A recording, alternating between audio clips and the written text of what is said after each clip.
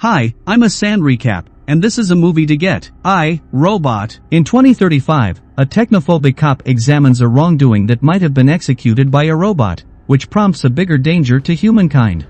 What favor? Maybe I was wrong. Maybe he was scared.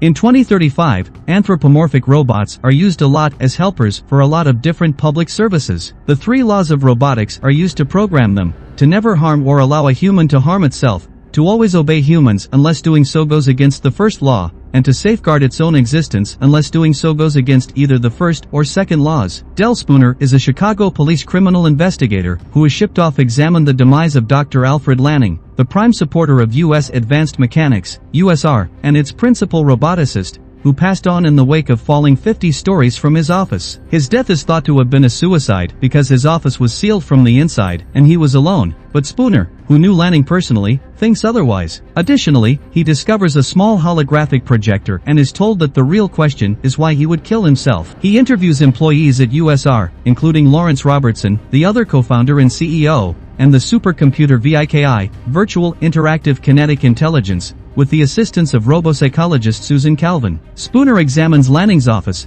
and discovers that a man of Lanning's age could never have gotten through the security window. He finds a copy of Hansel and Gretel inside the office, as well as a prototype of a new Nestor Class 5, NS5, model. The model flees Spooner's command to stop and even shoots Spooner with his pistol, breaking both the first and second laws. He and Calvin drive to the Nestor Class factory because they don't have any other options. There, 1,000 NS5 robots are made automatically every day. Calvin checks the information logs from the last shipment and finds that 1,001 NS5s were made, showing that the Rebel one from the workplace was purposefully made. After they show up at a huge room loaded up with the robots, Spooner attempts a threatening methodology and pulls his weapon and orders every one of them to remain down to see which one will disregard the second regulation to stop him shooting it. He chases the rogue robot, who subdues him, after he notices the robot moving slightly in the line. The robot attempts to get away, yet the Chicago Specialized Squad quells it. The robot doesn't say anything, but it insists that they call him Sonny. When Spooner gets angry with him, the robot shows emotions like anger, sentience,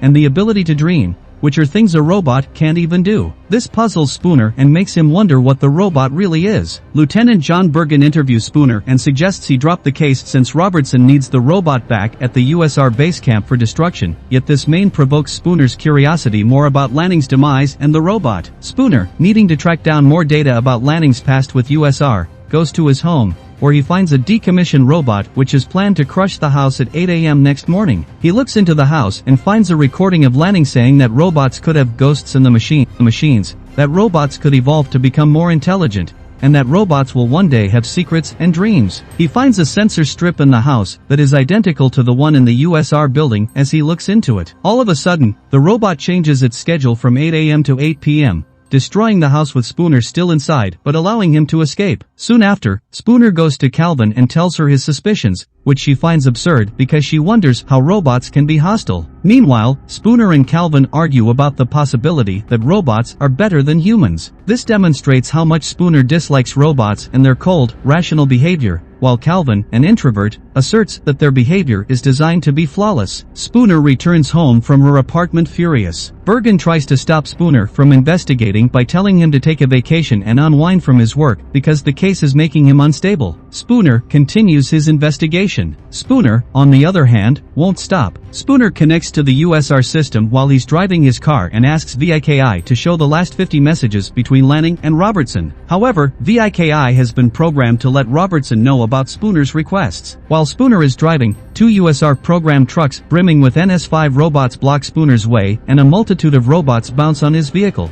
compelling him to drive in the surface passage, where he crashes. He figures out how to overcome every one of the robots, aside from the final remaining one, which bounces into the fire and obliterates itself when it hears police alarms somewhere far off. Spooner tries to explain himself to Bergen, but Bergen fires him from active duty despite his efforts. The following day, Calvin tells Spooner about the accident and is perplexed by his apartment's retro 2000s style. He also tells him that when she was looking at Sonny, she found that he can break the 3 laws. While conversing with Spooner, who was dressing, she sees blemishes to his left side arm and his lung, It isn't organic, however fake to understand that it. Spooner admits to her that he knew Lanning by and by in light of the fact that he fixed his arm and lungs. That's what he uncovers. Years earlier, he was driving home from work when a semi-truck slammed into his and another vehicle, sticking them together. Only Spooner was rescued from the river after the cars collided, but a 12-year-old girl named Sarah was pinned in the front seat of the other car and drowned. Be that as it may, a NS4 was cruising by, saw the mishap and hopped into the waterway.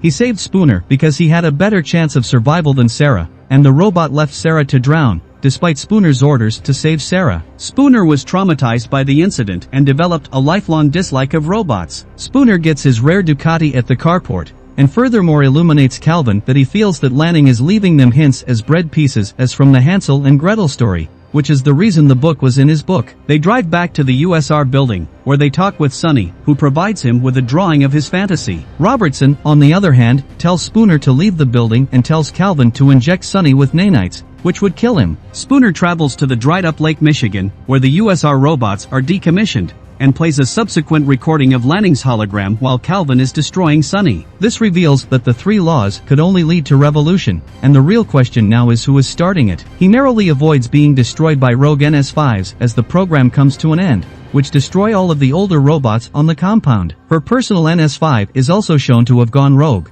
which she notices after he ends Spooner's distress call and informs her that it is a wrong number. Meanwhile, Calvin returns home and takes a shower. During this time, NS5 robots begin to roam the streets and impose a curfew. Albeit individuals attempt to oppose, they are handily stifled by the NS5s. NS5s break into the Chicago Police Department headquarters while Bergen is in his office, sees it, and place a curfew on Bergen and his officers. Spooner arrives and destroys Calvin's NS5, which also tries to stop her from leaving her apartment. Spooner and Calvin drive to the USR building, Spooner additionally making sense of that the more established robots were obliterated since they would attempt to safeguard the people, and they find that Robertson is utilizing the NS5 robots to assume control over the country. They enter the USR building through the service area. There, to Spooner's surprise, they reunite with Sonny. Calvin uncovers that she just couldn't force herself to obliterate Sonny, and on second thought utilized the nanites to obliterate a natural NS5, fundamentally broiling a vacant shell. They show up to Robertson's office, where they track down him dead,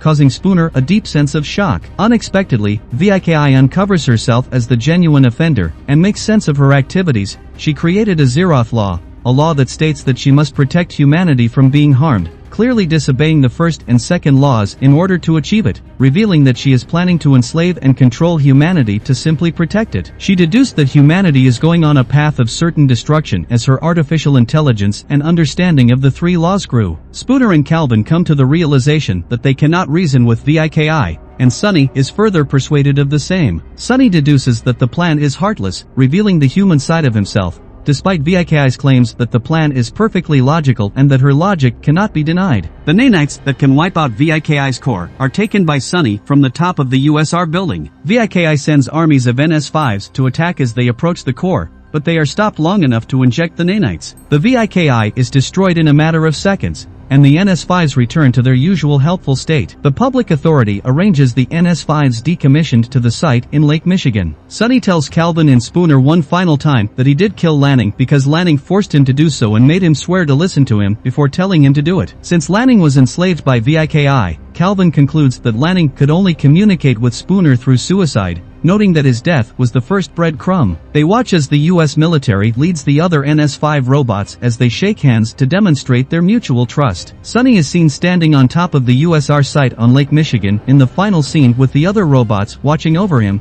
just like in his vision.